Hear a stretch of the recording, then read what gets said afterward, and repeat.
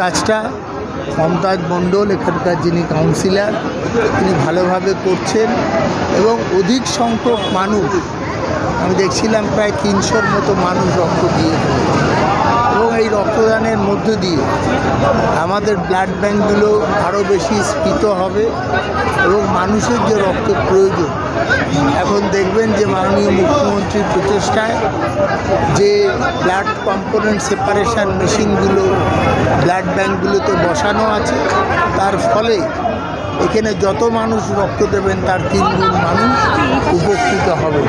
আমার মনে হয় এটা একটা মহান কাজ, বড় কাজ, যা অন্য কোনো কাজকে ছাপিয়ে আজকে কালকে দুদিন আছে এমন একটা উদ্যোগ আজকে এত মানুষ কি বার্তা দিয়েছে? সেটাই তো বললাম যে এটা বাগদেবীর আরাধনা আছে, 12:30 থেকে মনে হয় আজকে পুজোর তিথি এবং আজকে বারোয়ারি পুজোগুলো হয়তো করা সম্ভব, কিন্তু বাড়ির পুজোগুলোতে ছেলেমেয়েরা অতক্ষণ ধরে থাকবে কি না জানি না। কালকেও এই পুজোটা হবে। আমরা সরস্বতী আমাদের বিদ্যা দিক, বুদ্ধি দিক, এটাই আমাদের প্রার্থনা, যে মায়ের কাছে আমরা চেয়েছি মা যাতে আমাদের এই বিদ্যা বুদ্ধি দিয়ে মানুষের পাশে দাঁড়াতে আমাদের সাহায্য করে। আমাদের 12 নম্বর ওয়ার্ড বরাবরই আমাদের দুটো বড় আমরা রক্তদান শিবির করে থাকি। আজ আমরা জানুয়ারি মাসে, যেটা আমাদের বছরের প্রথমেই আমরা করে থাকি, এক ডাকে 500 জনের যে রক্তদান মহতি কর্মসূচি, আজকের আমাদের খুব সুন্দরভাবে সকাল 10টা থেকে শুরু হয়েছে। যেভাবে মানুষরা স্বতঃস্ফূর্তভাবে সাড়া দিয়েছে, মানুষের যেভাবে ঢল নেমেছে, বিশেষ করে আমি মহিলাদেরকে ধন্যবাদ জানাতে চাই।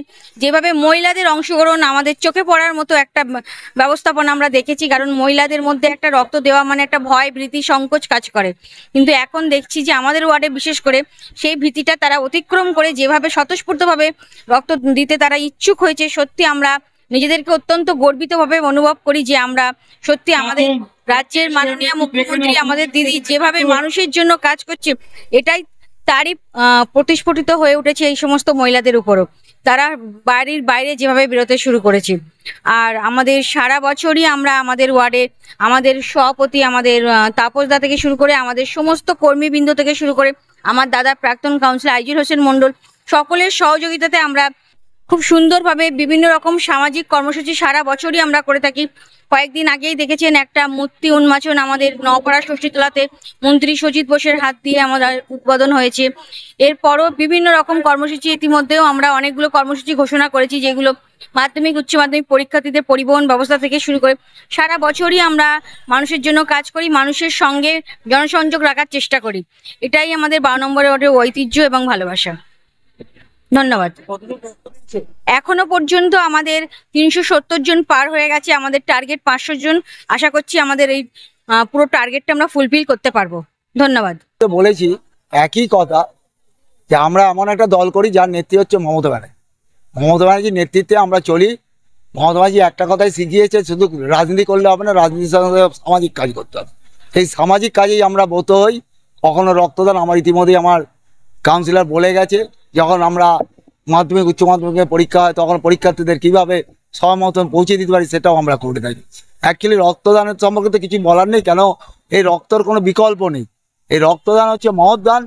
যখন একটা মুহূর্ত পানি, একটা মানুষের রক্তের জন্য আমাদের কাছে দৌড়াদৌড়ি করেন, তখন আমরা বুঝতে পারি যে একটা রক্তের কি দাম আছে।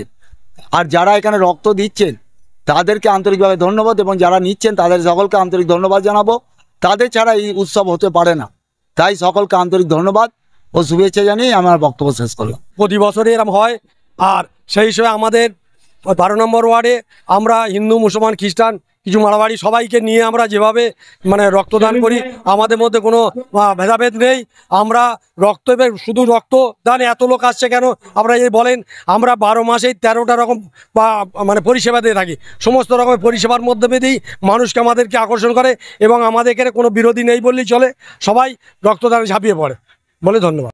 আমার মিডিয়া ভাই বোন যারা আছে তাদেরকে আন্তরিক সালাম ও মোবারকবাদ জানাই। এত ভালো কাজ করছে।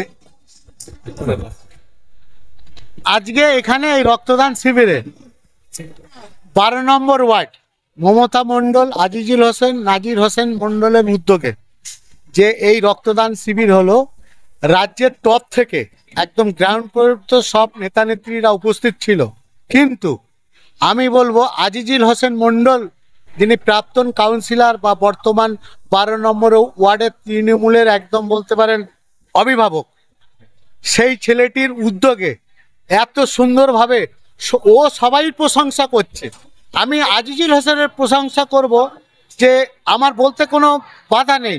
রাজ্যের যে কোনো স্তরে এমএলএ বা মন্ত্রী যারা যে সমস্ত কাজ করে তার সমকক্ষ কাজ করে যাচ্ছে। আমি আমার রাজনীতির লেভেলে বলবো যে রাজনীতিকে দূরে সরিয়ে রেখে এই সমস্ত মানুষ, আজিজুল হোসেনের মতন মানুষকে এই সমাজে মূল যদি পলিটিক্যাল মূল স্রোতে ফেরানো যায়, আমি মনে করি রাজ্যের উন্নয়ন হতে বাধ্য।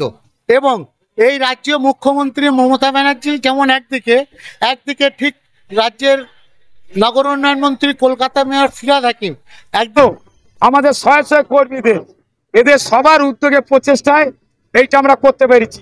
আর অনুপ্রেরণা হচ্ছে আমাদের দিদি, আমাদের ভারতবর্ষের প্রথম শুধু না একমাত্র মহিলা মুখ্যমন্ত্রী মমতাদির অনুপ্রেরণায় আমাদের যুব আইকন আমাদের অভিষেক বন্দ্যোপাধ্যায় প্রচেষ্টায়, আমাদের প্রিয় দিদি সাংসদ কাকুলিদির আমাদের সহযোগিতায়, তাপস চ্যাটার্জির সহযোগিতায়, আমার অভিভাবক, আমরা এই রক্তদানটা করতে সফল হয়েছি। আমি সর্বপ্রথম আমাদের এইসব নেতৃত্ব তাদেরকে আন্তরিক অভিনন্দন, শুভেচ্ছা, ভালোবাসা জানাই, তাদের দীর্ঘায়ু কামনা করি। আমাদের মধ্যে উপস্থিত ছিলেন প্রবীর কর, প্রবীণ নেতা, আমাদের মধ্যে উপস্থিত ছিলেন আরিত্রিকা ভট্টাচার্য, রহিমা বিবি, শাওনি ঘোষ, রতিন ঘোষ খাদ্যমন্ত্রী, এমপি শাওনি ঘোষ, তিনি লোকসভায় এখন ঝড় তুলছে। আমাদের আরিত্রিকা ভট্টাচার্য, সিরাজুল হক, আমাদের রাজারহাটের যুব আইকন দেবরাজ চক্রবর্তী, আফতাবউদ্দিন থেকে শুরু করে কার নাম করো, পিনাকি নন্দী, এক ঝাঁক কাউন্সিলর, এমআইসি এবং আমাদের কর্মী সবাই মিলে এসে তারা এই রক্তদান, আমি পিপুল ডেভেলপমেন্টকে ধন্যবাদ জানাবো। এখন আমার কিছু করার নেই। যদি বলেন কেন, আমাদের 500 টার্গেট, এই সময়ের মধ্যে ওনারা 410 জন দিয়েছে, বলছে আমরা নিতে পারবো না। তা সত্ত্বেও আমরা চেষ্টা করছিলাম, কিন্তু কিছু করার নেই। একটা সব সীমাবদ্ধ আছে, রক্তটা সংরক্ষণের ব্যাপার আছে। তাই আমি সবাইকে ধন্যবাদ জানাবো। এই আপনাদের মাধ্যমে 12 নম্বর ওয়ার্ডের সমস্ত নাগরিক, 12 নম্বর ওয়ার্ডের বাইরে থেকেও, সরবেরিয়া থেকেও পাশে লোক রক্ত দিয়ে গেছে, সবাইকে আমি আন্তরিক অভিনন্দন, শুভেচ্ছা, ভালোবাসা জানাই। আমার অভিভাবক তাপস চ্যাটার্জিকে শুভেচ্ছা জানাই। তিনি সব কিভাবে কি হয় না খুঁটিনাটি খোঁজ নিয়ে তিনি এগুলো করেন।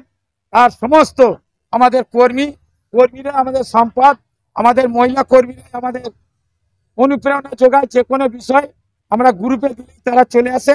আমাদের সমস্ত কর্মী সবাইকে আন্তরিক অভিনন্দন, শুভেচ্ছা, ভালোবাসা জানাই। দেখতে থাকুন, সঙ্গে থাকুন বেঙ্গল নিউজ টিভি।